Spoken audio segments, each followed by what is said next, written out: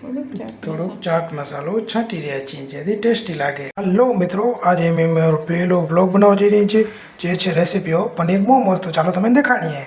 આ છે પનીર, આ છે મરી, આ છે લીલો મસાલો, આ છે મેંદો, આ છે ડુંગળી, આ છે મીઠું ને આ છે ગરમ મસાલો, આ છે મેંદો।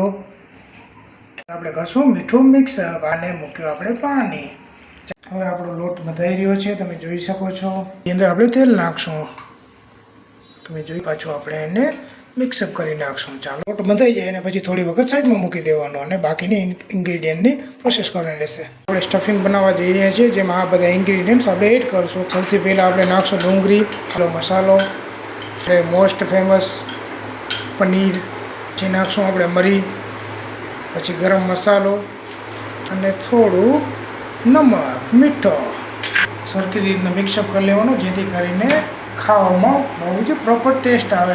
તમે જોઈ શકો છો। હવે આપણે સ્ટફિંગને બનાવી રહ્યા છીએ મિત્રો। એક બર્તનની અંદર થોડું પાણી લઈ અને મોમોસ સ્ટીમ કરવાની આપણે પ્રોસેસ કરશું। તમે મોમોસ બનાવવા માટે હવે આપણે નાની નાની પૂરીઓ બનાવશું। આપણે બનાવશું પૂરીઓ, એની અંદર સ્ટફિંગને એડ કરશું અને બનાવશું હવે મોમોસ।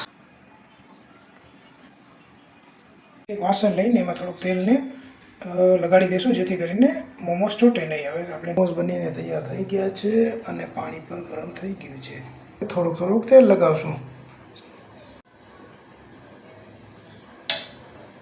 આપણા મોમોસ બની ગયા છે એને આપણે સ્ટીમ કરવા મૂકી દઈશું અને સ્ટીમ થઈ ચૂક્યા છે, તમે જોઈ શકો। અને આપણે અડધા ફ્રાય કરીને ખાશું અને અડધા સ્ટીમ કરીને ખાશું।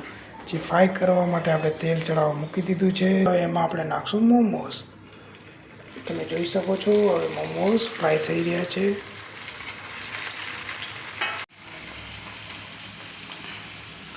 આ મોમોસ ફ્રાય થઈ ચૂક્યા છે, જેને હવે આપણે કાઢી અને કાઢશું તૈયારી ખાવાની।